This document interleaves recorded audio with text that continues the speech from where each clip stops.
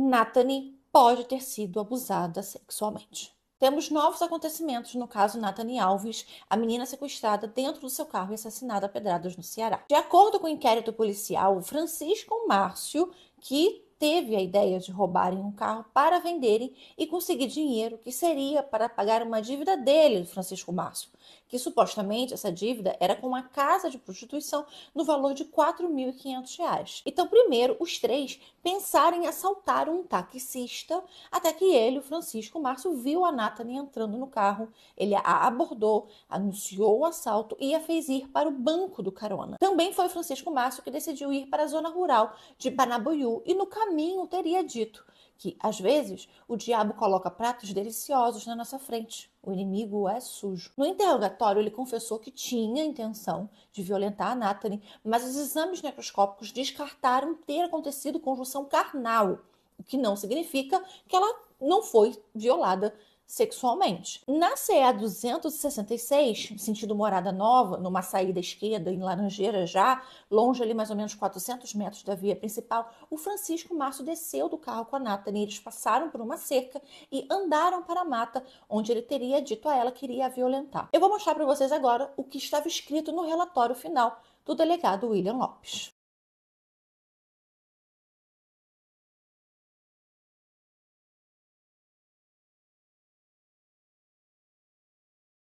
A Nathanie tentou se defender, jogou uma pedra nele, daí o motivo dela ter diversas marcas de defesa, mas infelizmente, por mais socorro que ela gritasse, ela estava sozinha. O Francisco Márcio a agarrou pelo pescoço, jogou no chão e começou a golpeá-la com pedras na cabeça.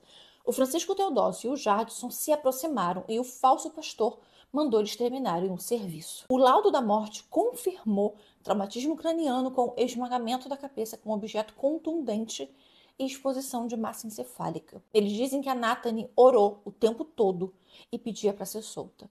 Primeiro, o Francisco Márcio prometeu que não faria nada com ela, mas que ele não poderia deixar ela viva, porque ela poderia identificá-los. Já o Jardson diz que chegou a pedir para soltarem ela. Eles ainda pararam em um posto e colocaram R$ 10 de combustível, dinheiro esse da Nathanie, e a obrigaram a desbloquear o celular dela. Só que como ela se recusou, eles quebraram o aparelho e jogaram pela janela, também jogaram o crachá dela, que depois foi achado. Apesar de negar ter havido o estupro, o Jardson e o Francisco Teodósio dizem que quando chegaram, onde o Francisco Márcio estava com a Nathanie, ele estava em cima dela e ela estava com o vestido levantado. Os três foram embora, pararam em um posto, se lavaram, trocaram de roupa e foram para Morada Nova. Abandonaram o carro em Quixadá, pegaram mototáxis e foram para a casa de uma filha do Francisco Márcio, no bairro Derte. A Bíblia e o inário da Nathanie foi jogado pelo Jardson em um terreno vazio, em frente à casa. O Francisco Márcio, ele tinha um histórico de ameaça, violência doméstica, furto qualificado, estupro de vulnerável, homicídio, roubo qualificado, sendo inclusive um ex-preso. Os três foram indiciados. Francisco Márcio por latrocínio, estupro, ocultação de cadáver e associação criminosa. O Francisco Teodósio e o Jardson por latrocínio, ocultação de cadáver e também associação criminosa. A Defensoria Pública chegou a pedir liberdade provisória para os três, o que foi, graças a Deus, negado. Eles seguem bem presinhos, como deveriam e devem ficar mesmo.